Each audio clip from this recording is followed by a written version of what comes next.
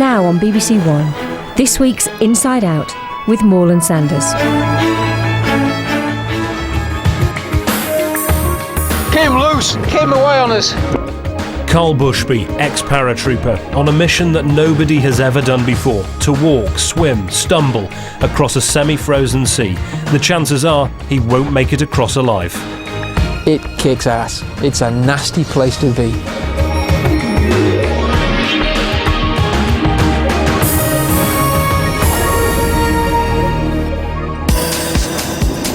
Four and a half thousand miles, 9 time zones and via 4 different US cities. I'm on my way to meet Karl for the 4th time, but this time it's different.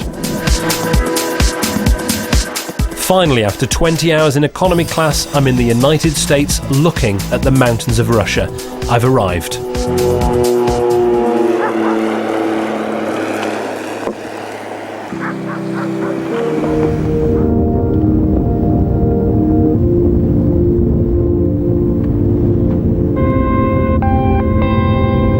Welcome to Wales, Alaska. Population 150, no roads in, no roads out, just this one, and it seems to have a little bit of snow and ice at the moment. The temperature today is about -20 Celsius, but when you factor in the wind chill, which you can feel biting on your face, you're talking about a temperature of -40, -50, and they tell me in these parts that it can fall as low as -80 degrees Celsius.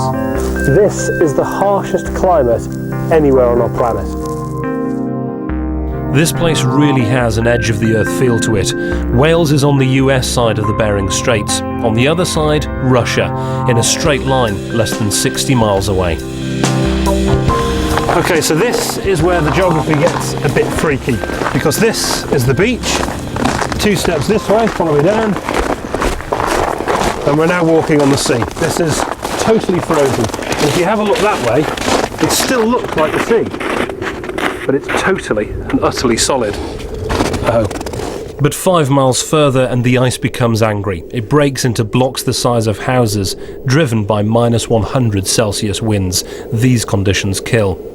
They don't scare one man from Yorkshire who wants to walk across this sea and into Russia. Morland, What are you doing? once again. You bring me to the most ridiculous Places in the world. No kidding, how you doing, buddy? Now, if you thought my journey to get here was tough, let me remind you of Karl Bushby's.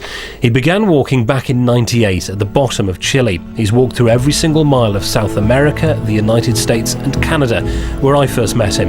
He finally told me why he was doing this, a story of a troubled childhood and testing times in the army. That's the way I think that this thing has evolved into what it is. All the way back from being a loner, from constantly having to deal with failure, all the way through my life, to the point where you say, we're not going to fail anymore on this one, or else we ain't going home. Some people might think it's ludicrous. Some people may think it's irresponsible. Some people out there will understand the way I feel. Some things in life are worth dying for.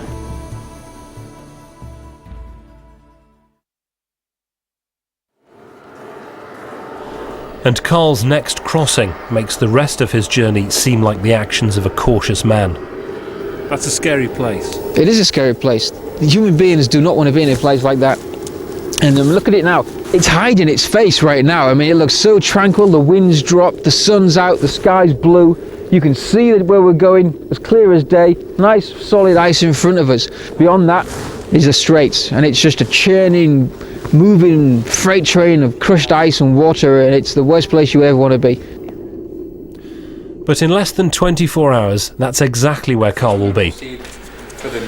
He'll be joined by Dmitry Kiefer, an ultra-marathon runner from Normandy. Just the walk to get here left him with a frostbitten finger. And why did you decide to join Karl on this leg of the journey? Because that's never been done before. It's quite exciting to go across the Bering Strait. It's one of those, I do like challenges in a harsh environment, and this is a very, very exciting one. Did you get on well, Karl? Can't wait to get rid of him. It's not just the frostbite that Karl and Dimitri have to concern themselves with. Try an 800-kilo hungry polar bear. Their last visit before tomorrow's departure is to one of the local hunters. Does that put you off, Karl, when you see those teeth? No, not really. Seen mine. But are these a real risk, Karl? Are you aware of that? I'm not going to get too. I'm not too concerned. They're obviously, you need to be aware of it, and you need to be, you need to have the tools to deal with the problem, and I believe we have. I'm not going to get overly concerned about it. They're very quick. And they're very sneaky. You're not helping, buddy. So as you can see, here's our tent. A good wind-resistant tent. Karl's confident he's got the right kit for any eventuality on the ice, including those angry bears. The shotgun you're familiar with. We've also got a 44 Magnum. At night in the tent, we'd keep that close at hand in case someone decides to intervene. Sat phone, which is our real primary communications. And this is going to come in handy, is it? Oh, the all-important phrase book. Yeah, you bet it will. Have you learned the phrase for "can you get that polar bear off my back"? Can you get that polar bear from around my neck? Yeah. Can you remove your AK-47 from my rear end?